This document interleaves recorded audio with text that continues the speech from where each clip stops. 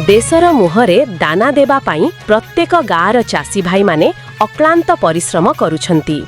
किंतु वर्ष वर्ष धरी आम चाषी माने अनेक समस्यार सम्मुखीन होई आसुछंती। बिलरे घंटा घंटा काम करिबा, विषाक्त कीटनाशकर सीधा सड़ख संस्पर्श रे आसिबा, अधिक जलर व्यवहार एवं श्रमिक मानकर अभाव आदिर समस्या रहुछि।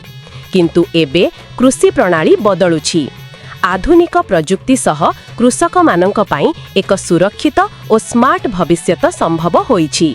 मंजरी रोबोटिक्स माध्यमरे आमे कृषि ड्रोन व्यवहार विषय रे कृषक मानक मध्यरे सचेतनता प्रसार करि चालिछु।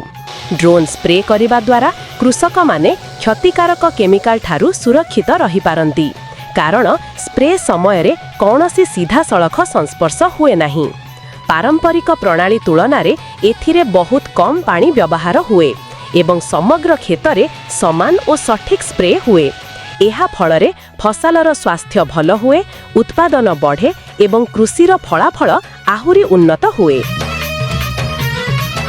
आजिर समयरे सबुठु गुरुत्वपूर्ण कथा हेउछि जे कृषि समयरे कृषि ड्रोन ग्रामांचलरे एक शक्तिशाली आयर उत्स होई पारिछि। युव उद्यमी माने ड्रोन चलाई कृषक मानंकु स्प्रे सेवा देई पारुछंती एवं गाँरु गाँ को ड्रोन सेवा भड़ारे देई मासिक लक्षाधिक टंका उपार्जन करि पारुछंती। ड्रोन प्रजुक्ति नूतन निजुक्तिर सुजोग सृष्टि करुछि एवं ग्रामीण अर्थनीति को मध्य शक्तिशाली करुछि। मंजरी रोबोटिक्स रो लक्ष्य केवल प्रजुक्ति नुहे, आमर लक्ष्य हेउछि कृषकंकु सहयोग करिबा, तांको स्वास्थ्य को सुरक्षित करिबा, फसलर गुणत्व बढ़ाइबा एवं ग्रामांचलरे नूतन सुजोग सृष्टि करिबा।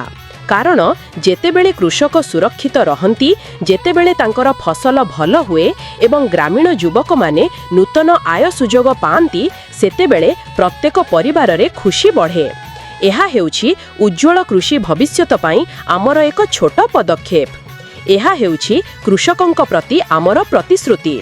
मंजरी रोबोटिक्स आजी काम करुछि कृषक मानंक पई आगामी कालीर भल और खुशीमय भविष्यत गढ़िबारे।